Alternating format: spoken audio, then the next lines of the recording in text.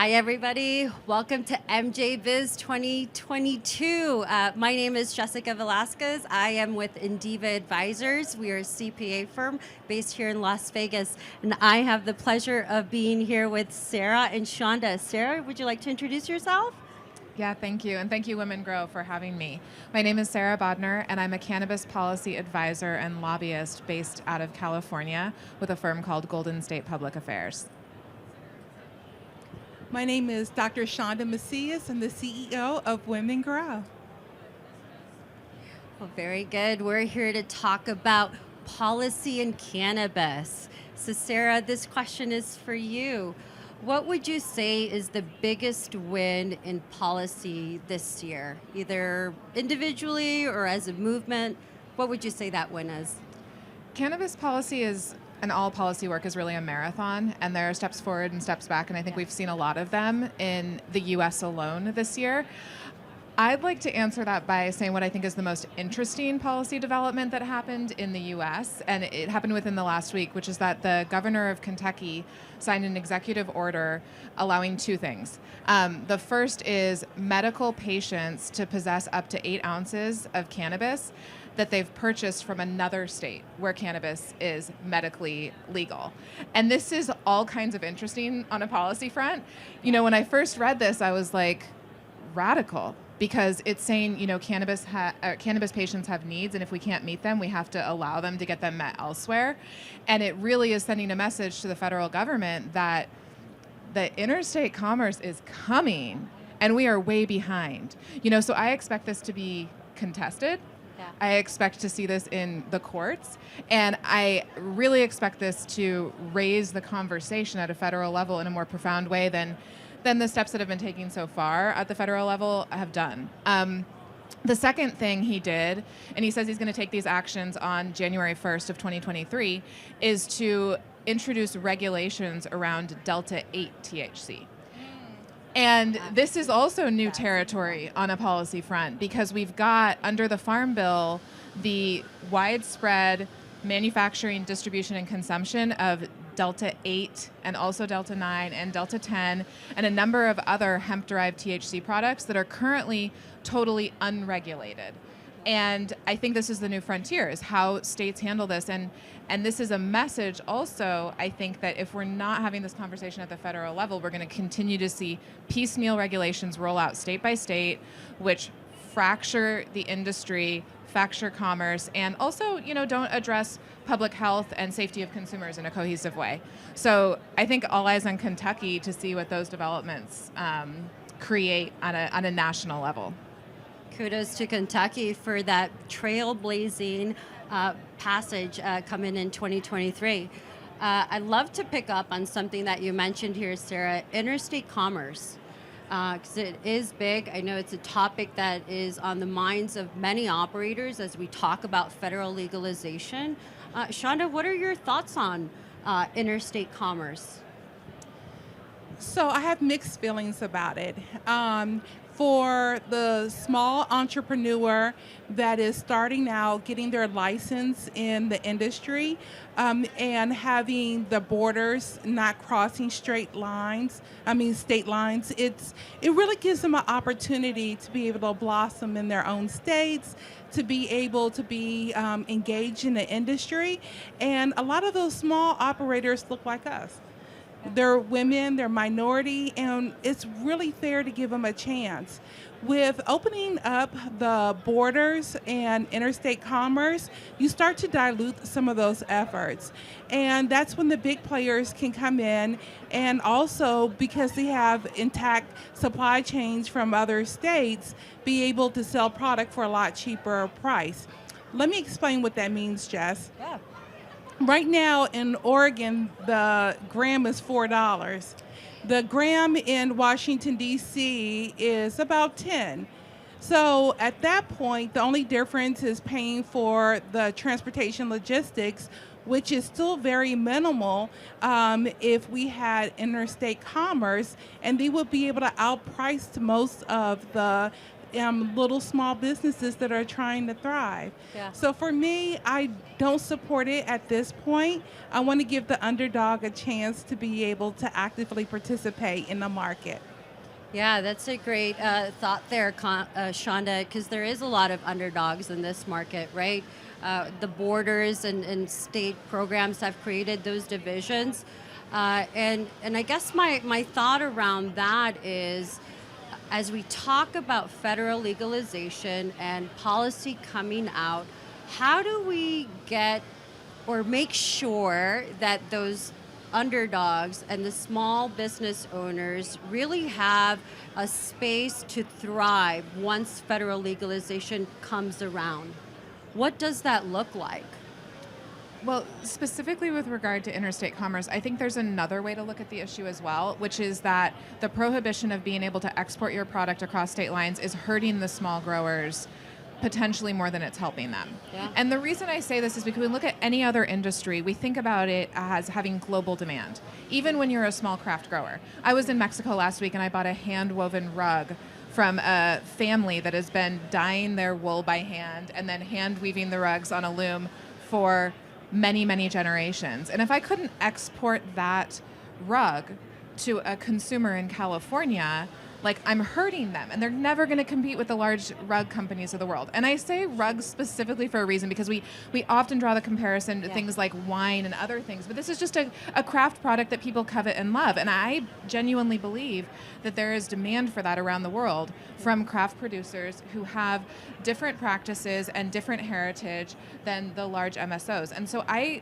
think that the way to help them is actually to open up the borders, because then they can use the same tools that are available to any business, whether you're a rug maker or a soap maker or a cosmetics company, that you can put up a website and sell and ship your product to the consumer that's looking for you. Yeah. And until we get there, I don't think we help them. I also think there are a lot of other specific policy ways we can assist those who have traditionally not had access to markets and access to capital. Sure. So we can dive into that as well. Absolutely. Let's touch on that because we know that cannabis is illegal. We struggle with bringing money and capital into the marketplace. How would we change or see policy changing so that we can get more money in the capital? We've talked about SAFE a few times. It's come up, but nothing's really happened.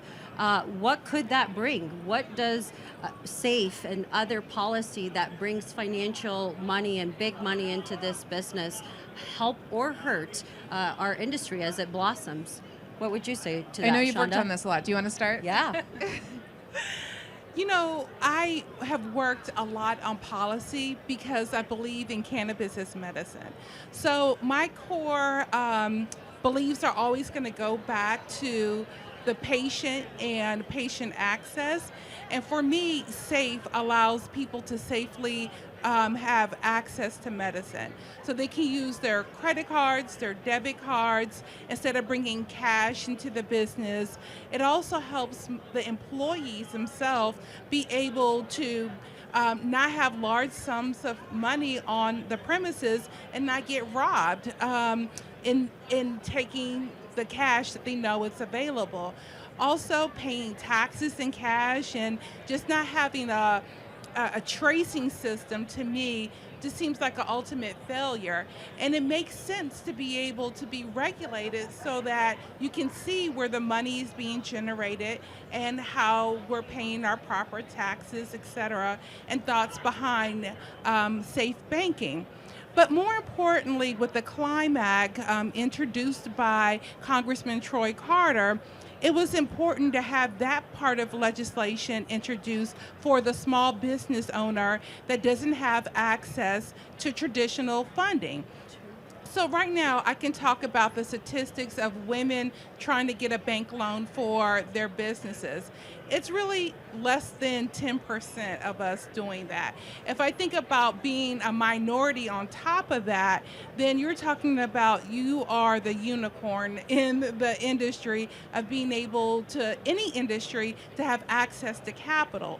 So for me, the Climb Act really allowed that ability for us to go to a regular commercial bank and say we want to have access to loans sponsored by SBA.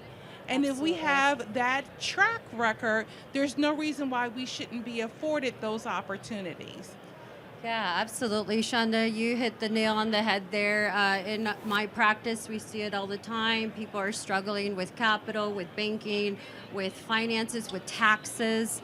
And as we think about, again, bringing some of those legacy operators into this regulated landscape, some of their biggest challenges around money and processes. So, Sarah, let me ask you, as we move towards federal legalization, as we think about bringing in those legacy operators into this regulated market, what kind of policy would put those people in the forefront and get them a seat at the table, as they say?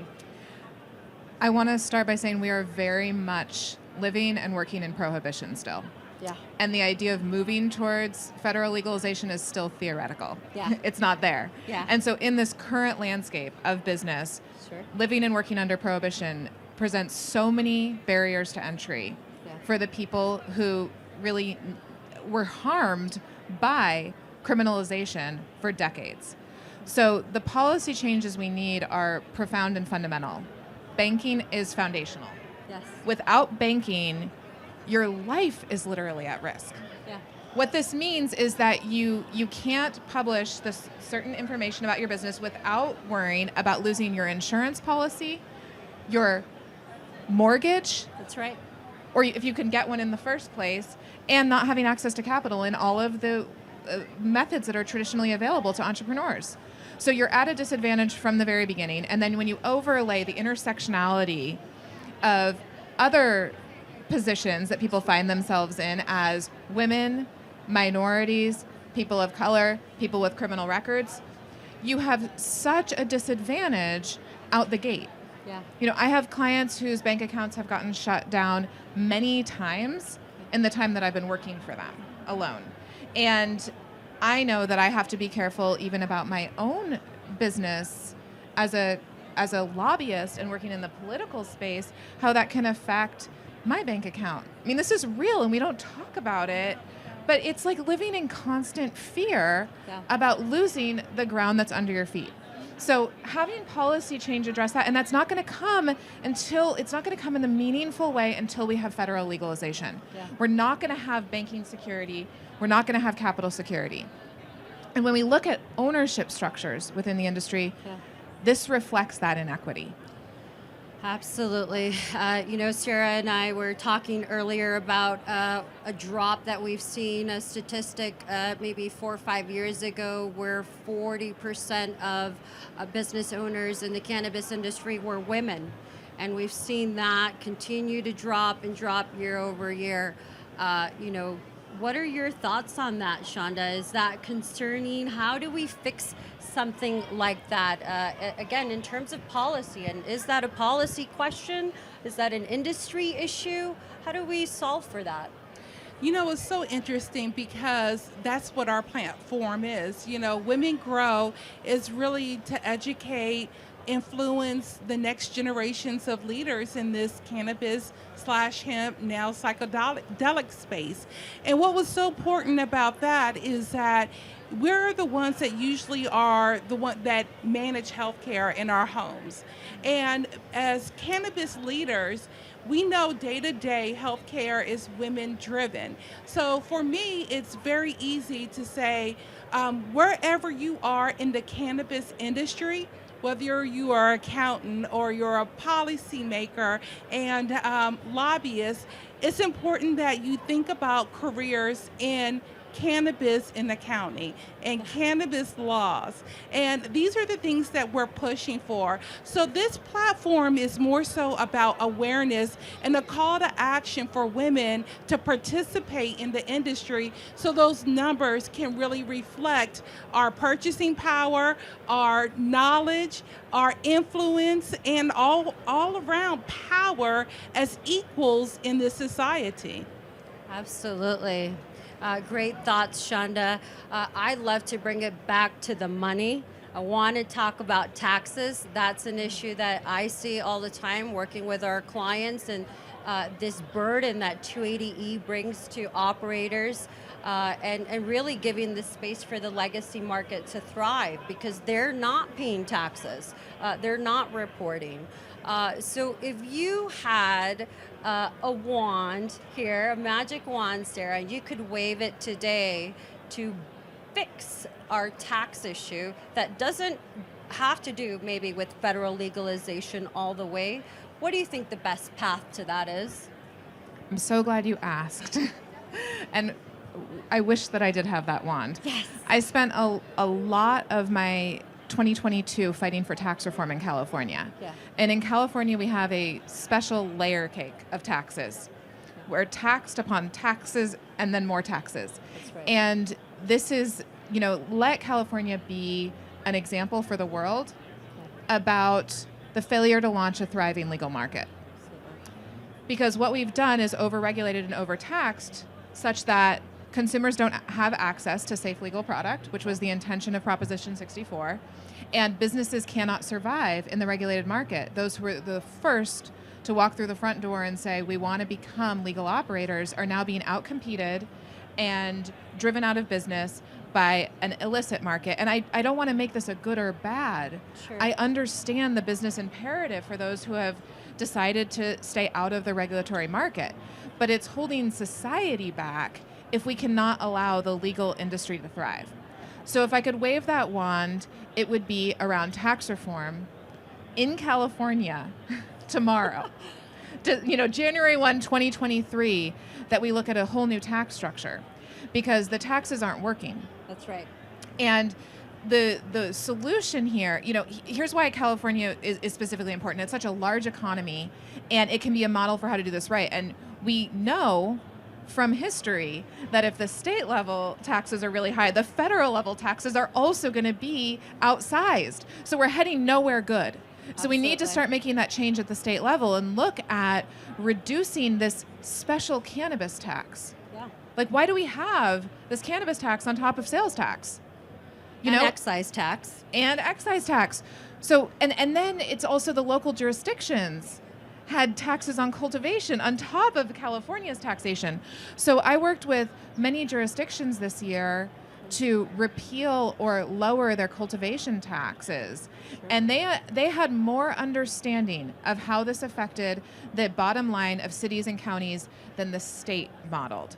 Because these local jurisdictions have really depended on the cannabis taxes in many cases. Sure. To fund their county offices. They were open 5 days a week instead of 4 days a week because of the cannabis taxes. And they saw if the taxes continue to be so high while the price plummeted, they would lose that revenue stream altogether. Absolutely. And that awareness wasn't reflected at the state level. So I would cut the cannabis tax in California and allow businesses to operate like other businesses. And I want to say that doing so would still in no way mean their operational expenses match those of other businesses. That's and right. You can probably speak to that better than anyone. It would not level the playing field, but it would bring us closer to the realm of viability.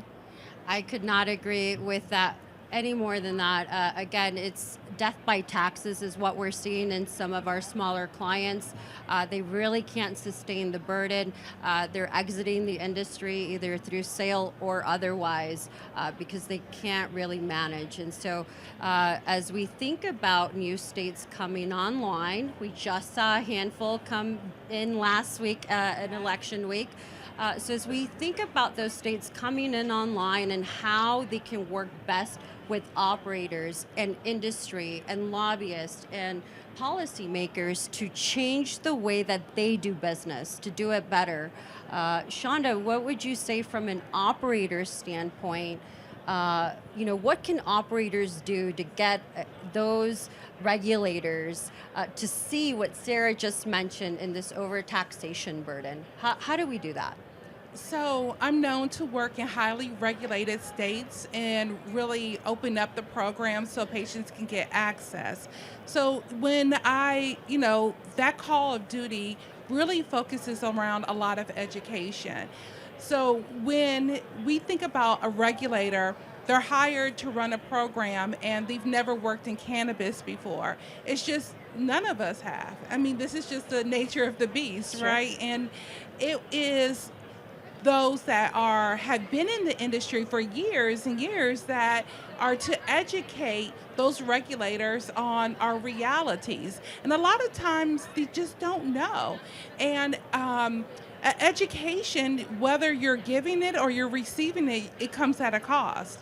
Absolutely. And, for us that decided to enter this industry based upon our passion and our purpose, it's our right to have to educate those that are to come forward. So it's really part of our responsibilities, but it can be frustrating. It's frustrating not necessarily from the standpoint of educating our regulators, but the other industries that are pressuring them to keep us highly regulated. Yeah. So if you think about like the alcohol industry, and some of the like a Department of Health might actually regulate alcohol in some states as well. If that's the case, they have this set of stakeholders that know as cannabis really starts to open up, it impacts their bottom line. So Absolutely. they put that pressure on the regulators to keep things closed. And then when you think about what Biden said in his last presidential announcement, is that, he's thinking about descheduling. So for an operator like myself, descheduling is not necessarily the best thing, because now the pharmaceutical industry has a way in. So either way, it's really hard because those pressures have been there, or those entities, whether alcohol, pharmaceuticals, I can go down the line and say, they've been there for years, paying into the political system through lobbyists, been supporting the Department of Health through taxes, Sure. and then you have this new industry that emerges, and you're like, okay, you have to deregulate us and open up the program. And they're like, no, these are our friends we've worked with for years. Absolutely. And we're not going to change those policies for you. And more importantly, we like our opioids. They sure do. Despite of what they're doing to our community. So as we look forward to 2023, Sarah, what has you the most excited in policy world for cannabis? What do you see in our roadmap? What I'm most excited about is what I see in terms of policy innovation Yes. at the local level where it's possible, and then these big questions being asked at the state and federal level, and both. And I find that I have to keep my perspective wide and large to find the hope, right? Yeah. Spot what's developing on every level, and then focus on what's glimmery, right? Absolutely. And I'm interested right now in what cities like Denver have done with social equity licensing, which have allowed first-to-market licenses for unique license types, specifically around hospitality, that they're only making available to social equity applicants. And like most things in policy, it's not that simple. It's, we've got some really innovative policy, but then if you look at how that actually gets implemented, where you could place those businesses, they're being zoned out of the most, Yeah. valuable locations. So it's this dance between, okay, let's get the vision right, and then let's also make sure these people can actually do business. Yes. And that tension, But every time we see new policy innovation, it can then help create a trickle effect. So similarly, these questions that the governor of Kentucky has raised Sure. could create a trickle effect. So I'm looking forward to where those go. And I also hope we can start looking at some metrics around social equity policy and what has worked and what hasn't. To that point, please feel free to check out MCBA's social equity report that was published earlier this year with some really great information on social equity programs across the U.S. Chanda, closes out here. What do you see in policy change that's monumental, maybe to Black, brown, women, underrepresented minorities? What would you say to that? I tell my community, and what I stand for is to really continue the fight. Join us in this cause. When a door closed, find a door that opens up for you.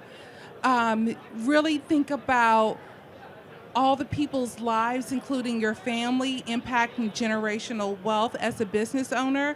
Think about the healthcare benefits of cannabis and really decide that this is a cause that you can make a change at. It's not easy. Yeah. I would be lying to you to say that, but we need you. And that's the truth. We need diversity. We need someone that reflects our core values.